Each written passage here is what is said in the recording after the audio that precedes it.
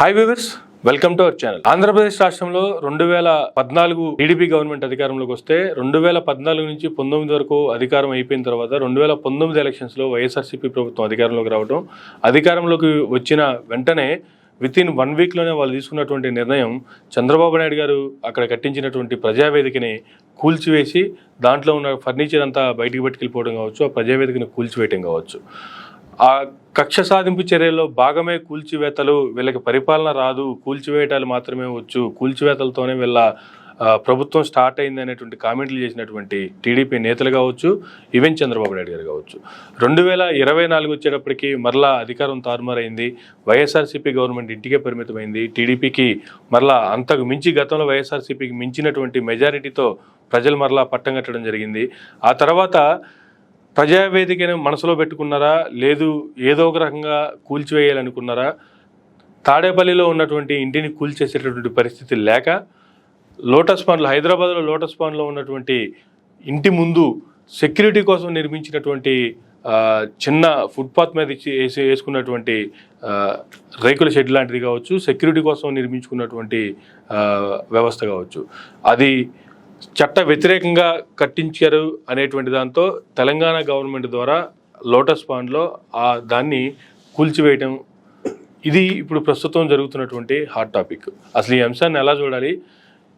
చంద్రబాబు నాయుడు గారి ప్రభుత్వం ఆంధ్ర రాష్ట్ర ప్రభుత్వంలో ఆంధ్రప్రదేశ్లో ఉన్నప్పటికీ కూడా తెలంగాణలో ఆయన శిష్యుడే ఉన్నాడు కాబట్టి శిష్యుని అడ్డు పెట్టుకొని ఇక్కడ చేశారనేటువంటి వార్తలు వస్తున్నటువంటి నేపథ్యంలో అదే రోజు సాయంత్రం అమరాపల్లి గారు తీసుకున్నటువంటి నిర్ణయం ఇష్టానుసారంగా ఎలా ఆర్డర్లు జారీ చేస్తారనేటువంటిది, ఇచ్చినటువంటి అధికారికి నోటీసులు జారీ చేయటం కావచ్చు, ఒక అధికారిని సస్పెండ్ చేయటం కావచ్చు, ఈ జరుగుతున్నటువంటి పరిస్థితుల్లో అసలు వీటి వెనుకున్నటువంటి వాస్తవికత ఏంది? ఈ అంశాలపై మనతో మాట్లాడటానికి ప్రస్తుతం మనతో ఉన్నారు హైకోర్టు అడ్వకేట్, అలాగే పొలిటికల్ అనలిస్ట్ హనుమత్ ప్రసాద్ గారు. వారిని అడిగి మరిన్ని విషయాలు తెలుసుకుందాం.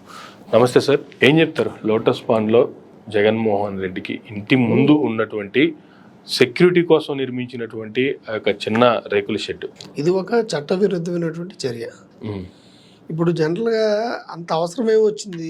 మొన్నటి వరకు లేని అవసరం. ఒకవేళ నిజంగా ఇబ్బంది ఉంటే గత ప్రభుత్వం కొట్టియాలి, గత ప్రభుత్వం లేకపోతే ఇప్పుడు వచ్చినటువంటి కాంగ్రెస్ ప్రభుత్వం, తెలంగాణలో ఉన్నటువంటి కాంగ్రెస్ ప్రభుత్వం తొలగించవచ్చు. ఆల్మోస్ట్ 17-18 years అవుతుంది ఆ బిల్డింగ్ వేసి కూడా. కానీ ఈ 7 months కాంగ్రెస్ ప్రభుత్వం చేసింది. ఇప్పుడు మీరు అనుకున్నట్టుగా చంద్రబాబు నాయుడు గారు శిష్యుడే ఇక్కడ ఉన్నారు. ఈ ఎలక్షన్ అనంతరం ఆయనకి పోస్ట్ పోయాక, ముఖ్యమంత్రి పోస్ట్ పోయాక, ఇంట్లో కూర్చున్నాక ప్రతిపక్ష నాయకుడి కింద ఇక్కడ చంద్రబాబు నాయుడు ప్రభుత్వం వచ్చాక మరి వీళ్ళిద్దరి మధ్య ఏమన్నా జరిగాయా? అక్కడ మీరు అన్నట్టుగా ఉండవల్లో కొట్టలేక ఇక్కడ కొట్టించేశారా అంటే ప్రజలు అయితే అవుననే అనుకుంటున్నారు. ఎందుకంటే ఉన్నట్టుండి హోల్ నైట్ మీద దాన్ని తొలగించేయడం అంటే దానికి రేవంత్ రెడ్డికి, జగన్మోహన్ రెడ్డికి ప్రత్యేకంగా వైరుధ్యం ఏమీ లేదు, కక్షలు లేవు, ఒక పార్టీకి సంబంధం లేదు. కానీ ఎవరిని సంతృష్టి చేయడానికి, ఎవరిని సంతృప్తిపరచడానికి అక్కడ కొట్టేయడం జరిగింది అన్నది ఆలోచించుకుంటే ఎవరినో సంతృప్తి చేయడానికి ఇక్కడ వేళ్ళన్నీ ఇటు సైడ్ చూపిస్తే ఈ గవర్నమెంట్కి ఆ గవర్నమెంట్కి మధ్య అనుసంధానం ఉంది.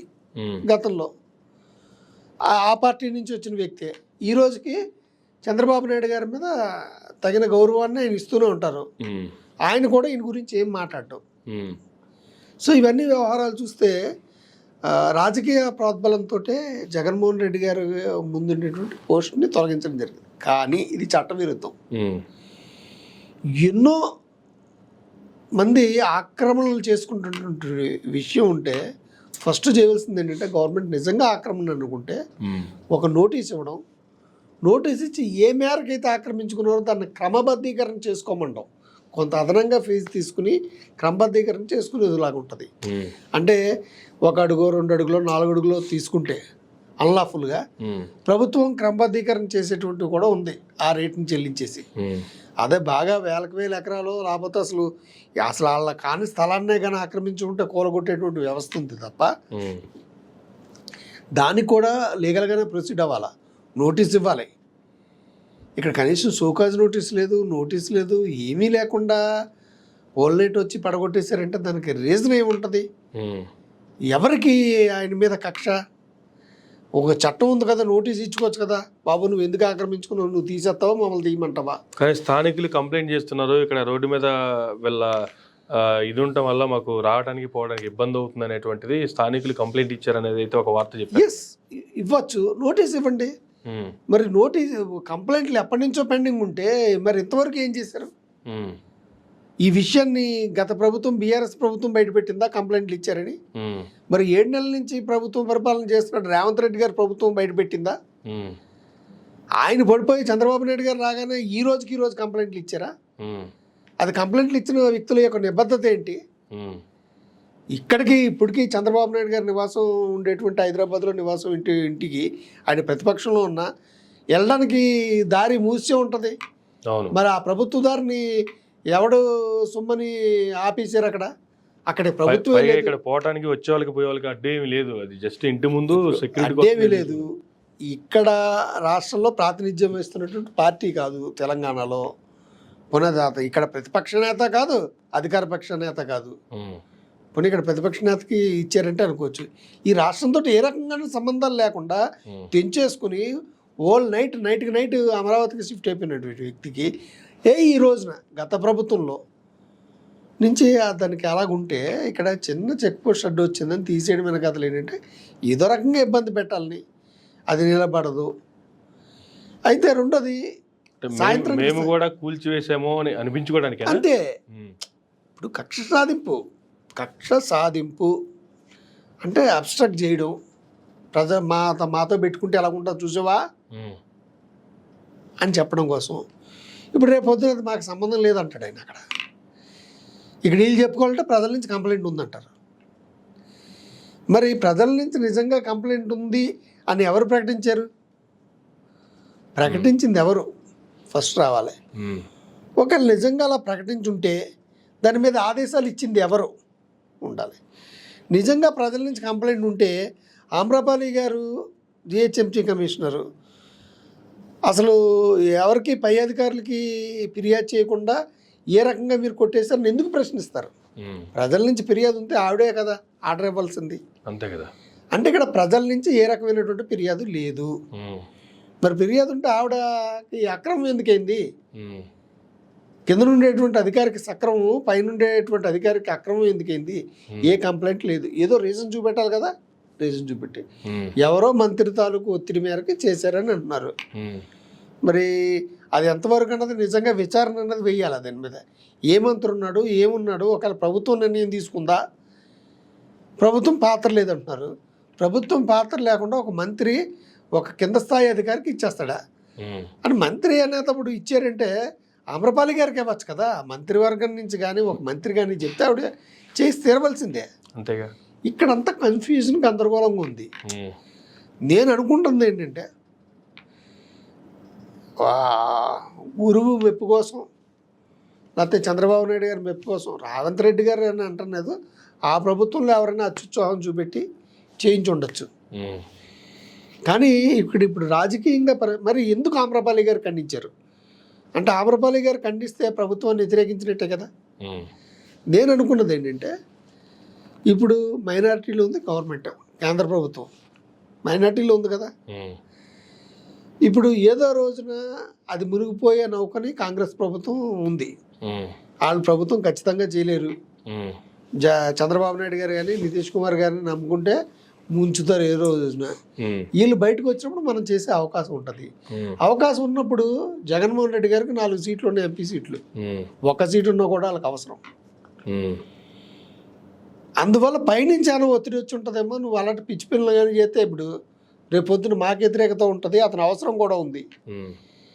రాజ్యసభలో కూడా 11 సీట్లు ఉన్నాయి, వీళ్ళకి 10-11 ఉన్నాయి.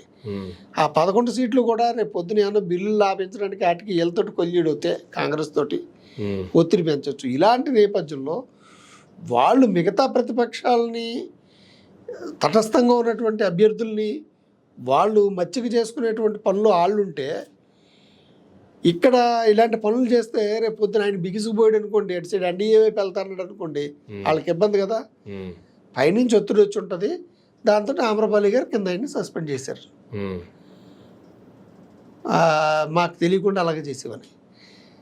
కానీ ఇదంతా చాలా ఒకదానికి ఒకటి లింకప్ ఉంది.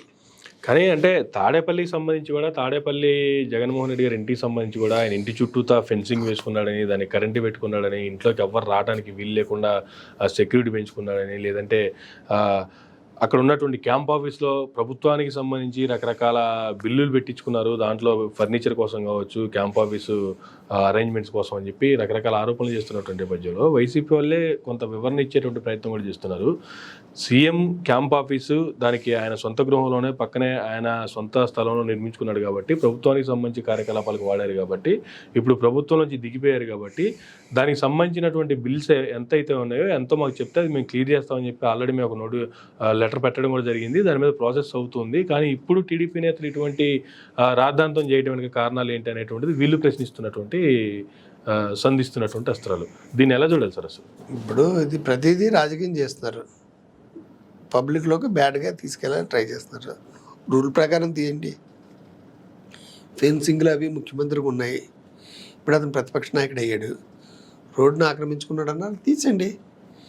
ఇప్పుడు ఇక్కడ బీఆర్ఎస్ గవర్నమెంట్ రాగానే ఏం చేసింది, కాంగ్రెస్ గవర్నమెంట్ రాగానే అక్కడ ఆయన వేసుకున్నాడు ప్రజాభవన్ దగ్గర అడ్డంగా, ముఖ్యమంత్రి కాబట్టి ఆయన సెక్యూరిటీ కోసం వేసుకున్నాడు, ఆయన తీసేశారు.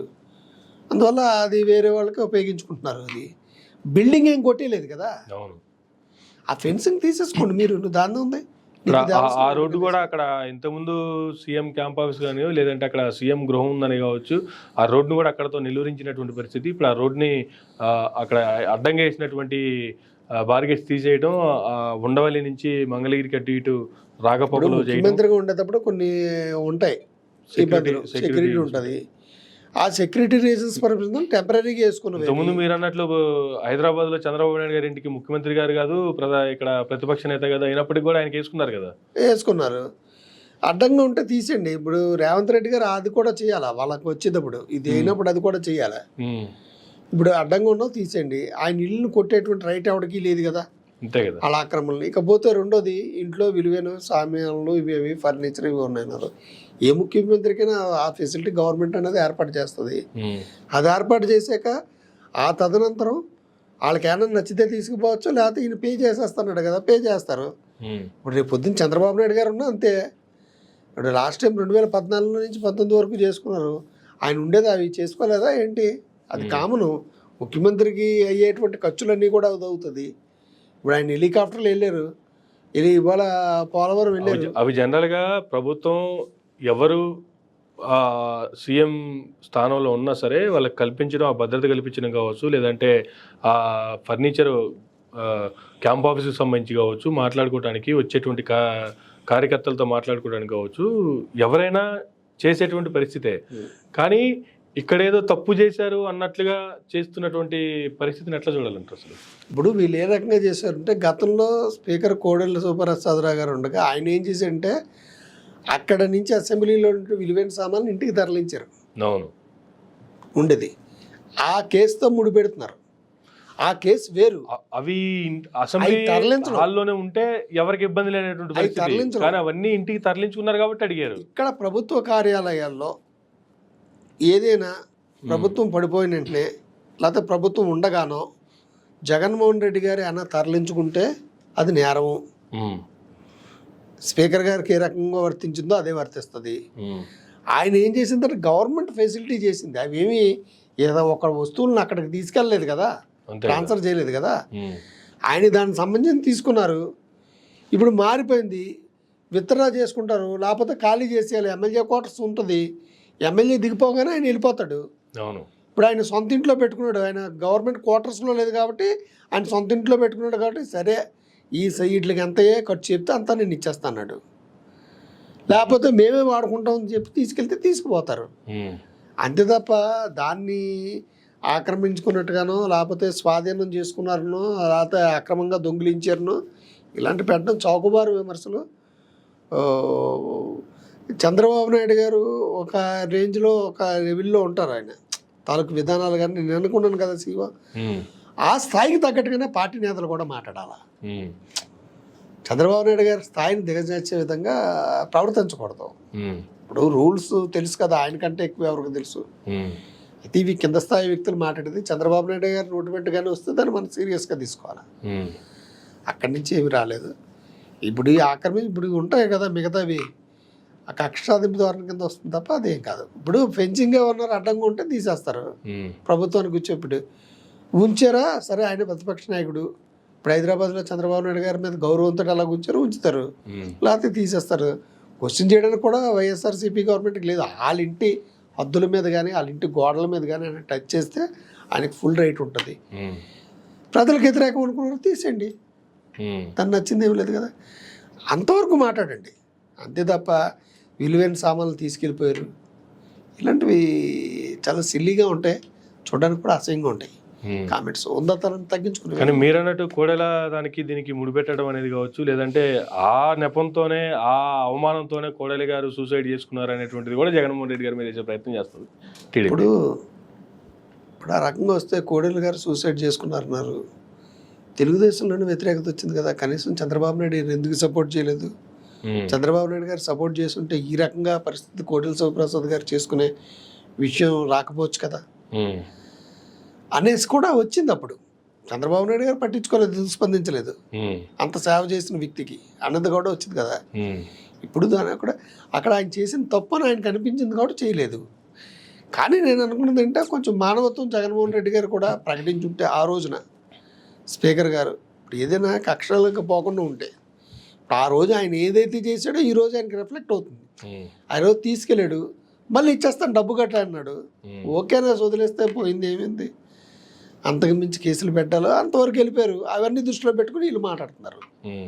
ఇప్పుడు వీళ్ళది రైట్ అయినా కూడా ఆయనది రాంగ్ అయిందని చిన్న విషయాన్ని సర్లేండి స్పీకర్గా చేశారు కదా గతంలో గౌరవం అనేసి తీసుకొచ్చేసేయచ్చు, లేకపోతే దానికి రెంట కట్టించేసుకోవచ్చు, అక్కడతో వదిలిపోయింది.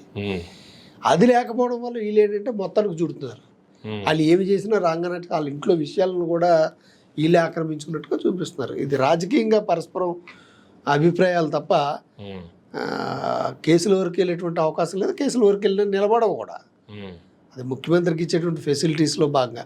జనరల్గా నేను అన్నదండి ఏంటంటే నా యొక్క వ్యక్తిగత అభిప్రాయం అవుతుంది, ఏ ముఖ్యమంత్రికి అయినా సరే నీ క్వార్టర్స్ ఇస్తారు, నీ సొంత డబ్బులతో నువ్వు ఖర్చు పెట్టుకో, ఏ వస్తువైనా మీ సొంత డబ్బులతో అమర్చుకోండి. అంతేగాని మీరు అధికారంలోకి రాగానే 1000 కోట్లు పెట్టేసి ఇంట్లో ఫర్నిచర్ అవి ప్రజాధనాన్ని వృధా చేయొద్దు.